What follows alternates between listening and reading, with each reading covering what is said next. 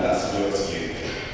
Hoy se va a escribir una importante página en la historia judicial del país. Porque por primera vez en nuestra vida republicana, la Corte Suprema de Justicia de la República conoce una causa por delito de difamación con revocación. Esto no sucedió nunca, por primera vez. Por tanto, procuraremos, señor, que esté a la altura de la circunstancia, utilizando una metodología tal que nos permita definir los hechos, las pruebas, el análisis de la situación, las conclusiones y el pedido de plan. El 28 de enero del año 2010, Agustín López Cruz incoa una acción de querella y argumenta que mi defendido, por segundo Garay Ramírez, le ha ofendido en su honor, en su reputación, en su buen nombre. Porque dice que a través de un medio de comunicación le ha dicho que él y otros dos fiscales se van a Pucallpa para hacer plata. Y es su único fin, porque están en plata. Segundo, dice el querellante que mi defendido le ha dicho, a través de un medio radial, que no quiere conocer causas que comprendan a funcionarios públicos o a políticos, porque no quieren hacerse problema con nadie, y que por tanto estas causas son derivadas a otra fiscalía, a una fiscalía que despacha la fiscal Carmen de la Cruz. Tercero, argumenta el querellante que mi defendido le ha dicho que ha tenido una vida sexual con una granjera, o acaso hermana de una granjera. Cuarto, dice el querellante que mi defendido le ha dicho enano erótico. Y finalmente, argumenta el querellante y afirma en su escrito de denuncia que mi patrocinado, mi defendido, el periodista por segundo de la Ramírez, le habría dicho persona indeseable. Esto es el contenido de la denuncia. Y para demostrar esos 5 calificativos, Agustín López Cruz, fiscal titular de la segunda Fiscalía Provincial de Coronel Portillo, presenta, señor presidente, 2 medios probatorios. Corre a Rojas 19. 2 medios probatorios, repito. Corre a Rojas 19. El primer medio probatorio, un audio de 52 segundos, anexo 4 de su escrito de derecho. Repito, primera prueba, audio de 52 segundos, anexo 4 de su escrito de derecho. Segundo, pide la transcripción del audio. Hoja 19, anexo 5 de su escrito de derecho. Muy bien, vamos ahora al análisis de los medios probatorios. Ilustre magistrado presidente. A hoja 189 corre la transcripción del audio.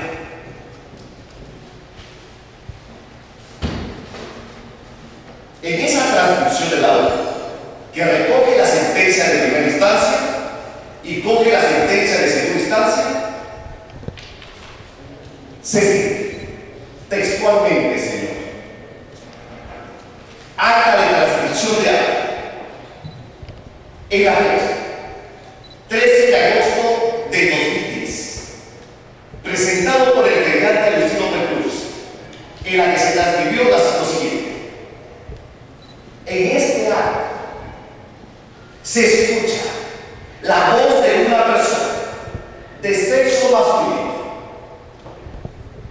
siendo que existe un fondo musical en dicha audición que se llama, y viene la transcripción del audio de 52 segundos.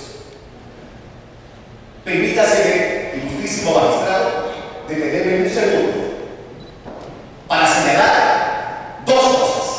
el inicio de ese audio que es fundamental. En esta causa, en este acto se escucha la voz de una persona de sexo masculino. Obsérvese, el magistrado no dice a quién pertenece. La voz que se está escuchando, que contiene el audio que se está transcribiendo, no dice a quién pertenece la voz. Y termina el acto con esto. Aquí no se declara expresa constancia, no existiendo observación alguna, dejando constancia que el audio ha tenido una duración de 52 segundos.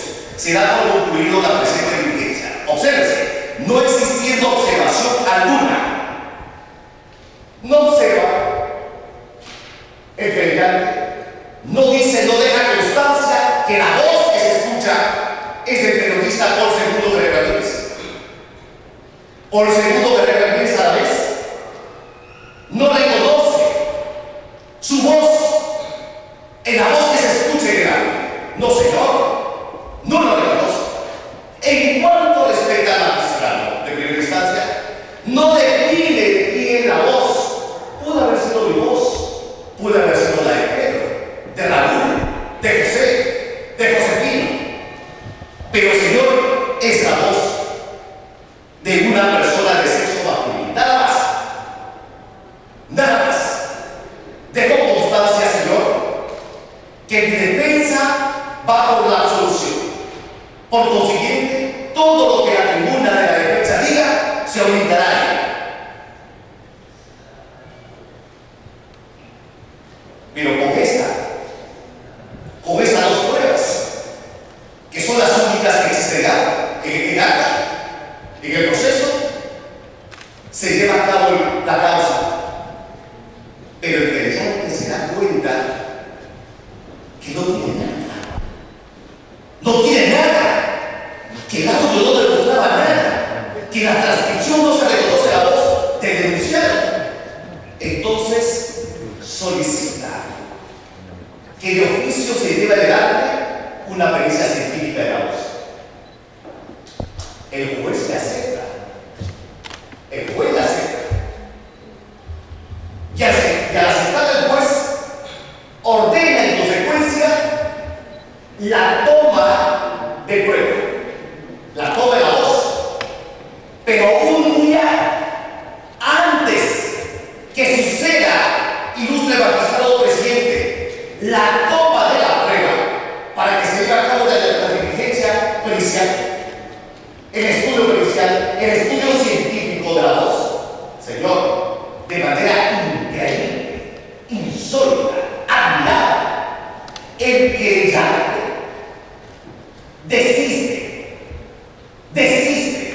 se resiste, Señor. No es una creación mía, Señor. Focas 233 de la causa. El desistimiento y la aceptación del desistimiento por parte del magistrado de primera instancia, Focas 234. Se desistió. Y obsérvese, estamos ante un proceso de acción privada, donde el querellante tiene la carga de la prueba, está obligado a demostrar las imputaciones al querellado, está obligado a demostrar el daño moral, el daño que se hizo a su nombre, a su reputación, a su nombre. Pero él no quiso eso. Él lo quiso. ¿Por qué no quiso? ¿Por qué no quiso? Qué pregunta tan tremenda tenemos que poner en esta magna, en esta sala. Señor, sin embargo, cuando eso sucede, cuando el querellante retira esta prueba, la causa quedó vacía. Ilustre magistrado presidente, la causa quedó vacía. El audio no demostraba nada. La transcripción demuestra que la voz que contiene el audio no era voz de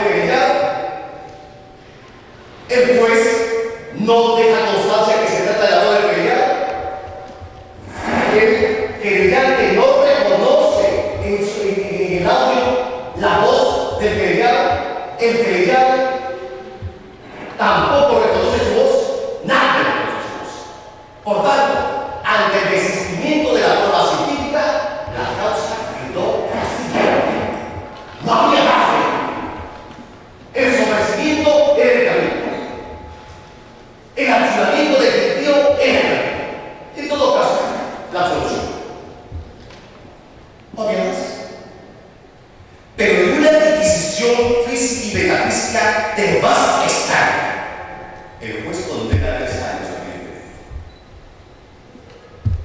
Se apega a la causa, sube a la Corte Superior y con los mismos argumentos de la sentencia de primera instancia, el juez confirma la sentencia apelada y la revoca en cuanto a los 3 años de la condena, bajando la condena del colegiado superior a 18 meses. Eso es, señor presidente, lo que contiene este expediente. Veamos entonces 2 cosas. Primera cuestión, ilustre magistrado presidente, que estamos ante un delito de difamación.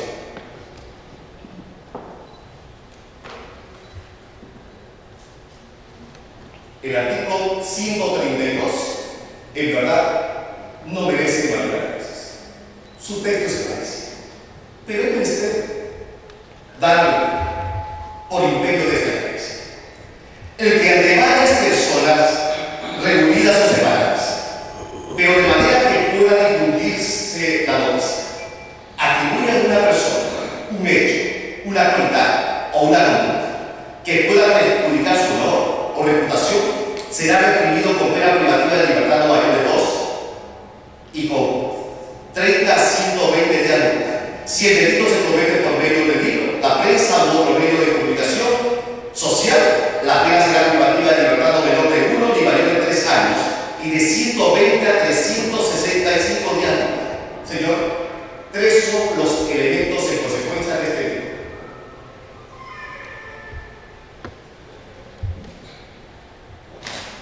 El deseo, el dolo,